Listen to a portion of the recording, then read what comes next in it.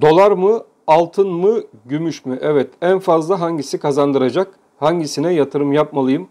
Dolardan altına mı geçmeliyim? Altından gümüşe mi, dolara mı geçmeliyim şeklinde birçok sorular geliyor. Hem bu sorularınıza yanıt olacak hem de sizlerin aklınızdaki soru işaretlerini kaldıracak bir video olacak sevgili dostlarım. Evet, videomuza geçmeden önce kanalımıza bir beğeni atar, kanalıma yorumlarınızı eksik etmezseniz de çok sevinirim.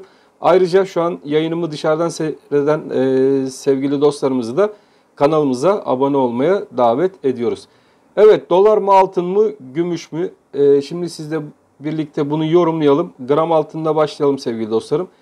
Dünya üzerindeki son gelişmelere, son haberlere baktığımız zaman arkadaşlar FED tarafının yapmış olduğu faiz açıklamaları devam ediyor. Bu faiz açıklamaları doğrultusunda FED önce 50 bas puan ardından da 25 bas puanlık bir faiz artışına gidebileceğini söyledi.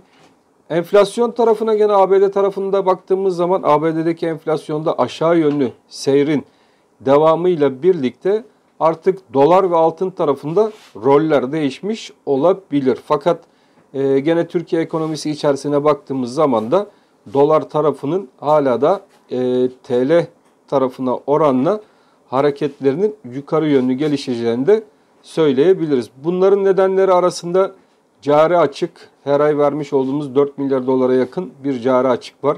Bu cari açığın kapatılabilmesi, şirketlerin yıl sonu hesaplarını kapatabilmesi için gene piyasadan dolara ihtiyaç duyacakları için dolar Türk lirası tarafında da yukarı yönlü seyrin devamını bekleyebiliriz. ABD tarafına baktığımız zaman altın fiyatlarında Fed'in faiz artışlarında bir yavaşlamaya gidecek olmasından kaynaklı olarak da altın tarafı yukarı yönlü seyrine devam edecektir. Bununla ilgili kapanışları sizlerle birlikte takip ediyoruz.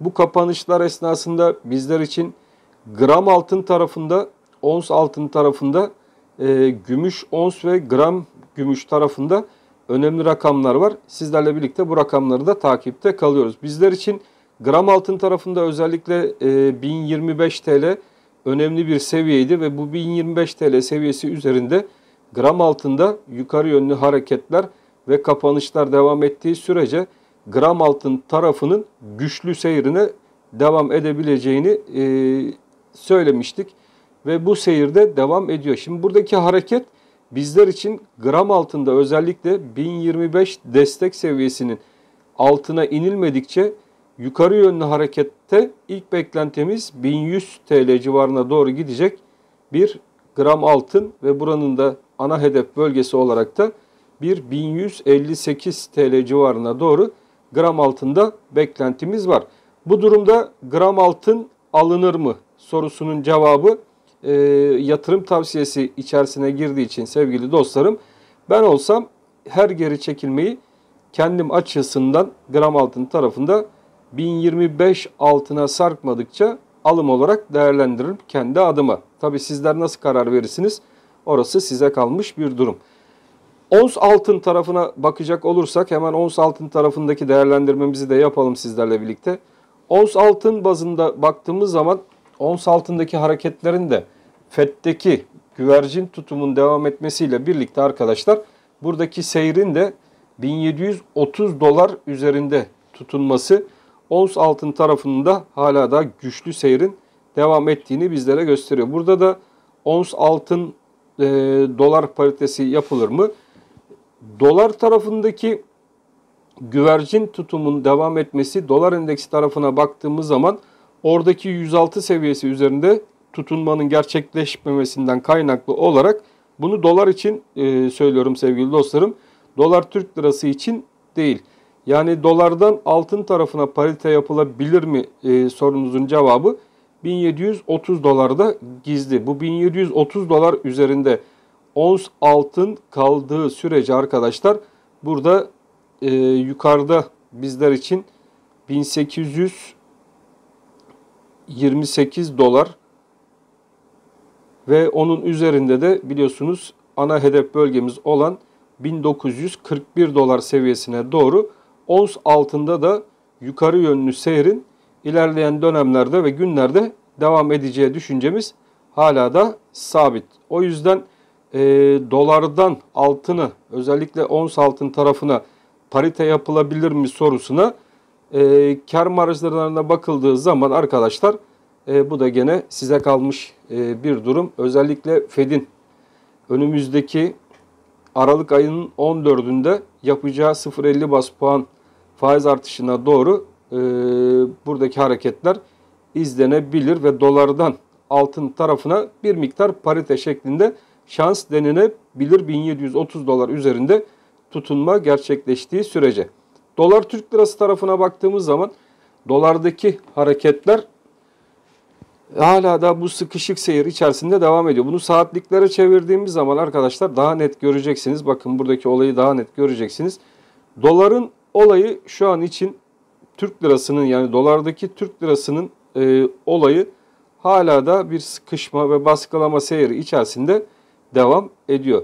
Burada bizler için 18.62 önemli bir direnç ve bu direnç üzerine zaman zaman yukarı yönlü hareketler gelse de kuvvetli direncin geçilebilmesi için 18.71'in üzerinde kapanışlar gelmesi şart. Burada hareketleri görmeye başladığımız zaman 18.71 üzerinde, o zaman dolar kurunda da bizler 19 lira 50 kuruşa doğru giden yukarı yönlü ivmeyi sizlerle birlikte izleyebiliriz. Dolarda kalınır mı? Dolarda baskılama var arkadaşlar. Seçim sürecine girdiğimiz zaman zarfı içinde hükümet tarafının doları yukarı yönlü gitmesini istemiyor. Aşağı yönlü gitmesine de izin verilmiyor. Çünkü burada bir stabil hareket sağlanmak isteniyor.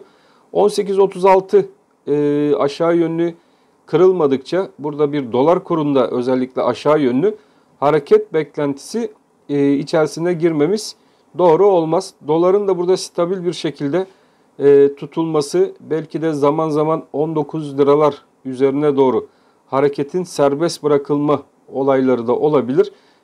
Bu yönden ons altın ve dolar Türk lirası tarafını incelediğimiz zaman gene gram bazlı ürünlerin bir miktar daha şanslı olduğu ve ön tarafa, yatırım amaçlı ön tarafa çıktığı burada stratejik olarak düşündüğümüz zaman göz önünde bulundurulabileceğini söyleyebiliriz. Gümüş onsla hemen başlayalım. Gene gümüş onsta takip ettiğimiz seviyelerimiz mevcut. Burada bizler için 20.80 desteği 4 saatlikte bakın güzel bir destek ve bu destek üzerinde tutunmaya devam ettikçe yukarıda 22.15 seviyeleri gümüşün onsunda hala da yukarı yönlü harekette devam niteliği taşıyacak bizler için hareketler. O yüzden gümüş onsunu takip eden arkadaşlarımız için de bu 20.80 altına sarkmalar olmadığı sürece buranın yaklaşımları bir alım fırsatı olarak yatırım tavsiyesi kesinlikle değildir sevgili dostlarım. Bu alan alım fırsatı olarak değerlendirilebilecek alan diyebiliriz. Bizler için en önemli 21-26 seviyesi gene şurada. O da kuvvetli bir destek ve bu destek üzerindeki hareketler hala da yukarı yönlü iştahın ons tarafında stabil olduğunu bizlere gösteriyor. Gümüşün ons bazlı hareketlerine baktığımız zaman orta vadede gene 27 dolar 60 sent civarına doğru bu hareketin yukarı yönlü devam etmesi de beklentilerimiz dahilinde sevgili dostlarım, gümüşün onsunu özellikle takip eden arkadaşlarımız için. Gram gümüş tarafına baktığımız zaman gram gümüşte bizler için 12.70 çok önemli. Özellikle sizlerle birlikte de 12.70'i takip ediyoruz ve 12.70 üzerindeki haftalık ve aylık kapanışlar gelmesi durumunda gram gümüşte ilk hareketin 13 lira 40 kuruş seviyesine kadar devam edeceği beklentim dahilinde. Buranın kademeli bir şekilde 13.40 üstünde de 14 lira 10 kuruş seviyesine doğru bu hareketin devamı gene gram gümüş takip eden sevgili dostlarımız için dikkatle takip edilmesi gereken bir seviye olarak düşünülmesi gereken bir seviye olarak da akıllarda bulunması gerekiyor. 12.70 bugün itibariyle gümüşün gram tarafını izlediğimiz zaman buraya kadar bir sarkma olsa da buradan tekrardan gümüşün gram tarafının alımlarla karşılaştığını gördük. Ve 12.70 gerçekten yükseliş kanalının yukarı yönlü hareketini devam ettirebilmesi için şart olan önemli bir bölge. Bu bölge altına sarkma olunmadıkça gümüşün gram tarafına da buralardan miktarda alımlar yapılabilir. Bir miktarda gümüş gramdan alımlar yapılabilir. Fakat sizlere şöyle söyleyeyim arkadaşlar, yapılabilir derken ben yapabilirim şeklinde söyleyeyim. Çünkü bu yatırım tavsiyesine kesinlikle girmesin. Bu türden çünkü yorumlarda sizlerin zarar etme ihtimaliniz de olabilir. Panik duygunuzu ve risk durumunuzu ayarlayamama gibi durumlarınız olabilir. O yüzden bunu iyice düşünüp son kararı kendiniz vermelisiniz. Bunu da buradan sizlere belirtmek isterim. Evet, sizlerle birlikte dolar mı altın mı yoksa dolarla altın rolleri değişti mi şeklinde bir video yaptık. Değişik bir video oldu. Sizlerin açısından da iyi olacağını, aklınızdaki sorulara bir cevap bulabileceğiniz bir video olduğunu düşünüyorum. Sizler de dolar mı altın mı gümüş mü şeklindeki yorumların altına kendi fikirlerinizi yazarsanız sizin fikirlerinizden de faydalanmak isterim. Ben hepinizi çok seviyorum. Hepiniz Allah'a emanet olun. Hoşça kalın sevgili dostlarım.